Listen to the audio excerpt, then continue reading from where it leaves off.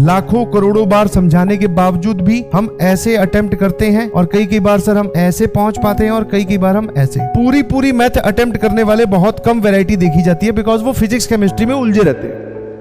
पूरे सेशन में ये बता रहे थे कि पेपर ऐसा आएगा और पेपर में ऐसा होता है, पेपर में ये किया जाता है, पेपर में आपको ऐसे सोचना है, ये वाला टॉपिक रिवाइज करना है। तो उस गाइडेंस के अकॉर्डिंग आप लोगों ने की है मेहनत, तो बेटा आपको एनालिसिस करनी चाहिए एक एक सवाल के थ्रू। जिन लोगों का भी 150 प्लस या 180 प्लस स्कोर है, 180 plus particularly, very good, proud of you. जब किसी के नंबर नहीं आते हैं तो हम उसको जैसे मोटिवेट करते हैं, वैसे ही जिनके नंबर आ गए हैं उनका एप्रिसिएशन भी बनता है, बिकॉज आपको अब और अच्छा करना है। कम से कम आपको अपना स्कोर 50 नंबर और बढ़ाना है। 50 number is the minimum target. जिन लोगों का 150 से और 100 के बीच में रहा, ये वो कैटेगरी होती है जिनका 180 प्लस है, बिसाइड्स की कुछ चैप्टर्स कंप्लीट नहीं हुए थे। दैट मींस ये कहलाता है गुड या फिर वेरी गुड कैटेगरी, आप बोल सकते हो this is very good category. आपको क्या करना है, मोर प्रैक्टिस पे ध्यान देना है और सवाल लगाइए। मोर प्रैक्टिस पे ध्यान दीजिए। जाते जाते कुछ चैप्टर्स का हो सकता है आपने सिर्फ PYQ सॉल्व किया हो, अब आप एक्सरसाइज 2 एक्सरसाइज 3 को भी सॉल्व करने का वक्त आ गया है, समझे? तो 180 plus is a very good, बहुत अच्छा स्कोर है, प्राउड ऑफ यू स्कोर है, समझ में? इनफैक्ट प्राउड सब पे है। अब जिनका इस कैटेगरी में लाया करता है 100 से लेके 180 वाली कैटेगरी में, आपको क्या करना है, आपने जितने भी चैप्टर्स प्रिपेयर करके गए तो पक्का आपने उसमें कुछ ना कुछ टॉपिक्स छोड़े हैं, बिकॉज सिली मिस्टेक इतनी ज्यादा नहीं होती है इसमें, साफ साफ स्कोर में समझ में आ रहा है कि आपने कुछ चैप्टर्स छोड़े हैं। तो वापस लेफ्ट आउट टॉपिक्स पे आप ध्यान देंगे। जो भी छोड़ा हो, आपने केमिस्ट्री छोड़ी हो, फिजिक्स छोड़ी हो, या मैथ्स छोड़ी हो, या मैथ्स के अंदर एक चैप्टर पढ़ा उसका कुछ पार्ट छोड़ा हो, अब उन चैप्टर्स को आपको कंप्लीट करना है। उन पे पूरा टिक लगना चाहिए कि हाँ सर समझिए कि नहीं समझ। लेफ्ट आउट टॉपिक्स पे आपको ध्यान देना है। प्लस प्रैक्टिस तो है ही बेटा ऑब्वियसली, क्योंकि बिना प्रैक्टिस के तो सर नंबर नहीं आते। जो लोग बोल रहे हैं सर मैथ्स टफ आई थी, तो बेटा बिलीव यू मी, कंपैरिजन में तो सस्ती थी मैथ्स। लेंथी हो सकती है बिकॉज मैथ्स में कैलकुलेशन करनी पड़ती है, बिना कैलकुलेशन के कुछ नहीं होता है गणित में, बिना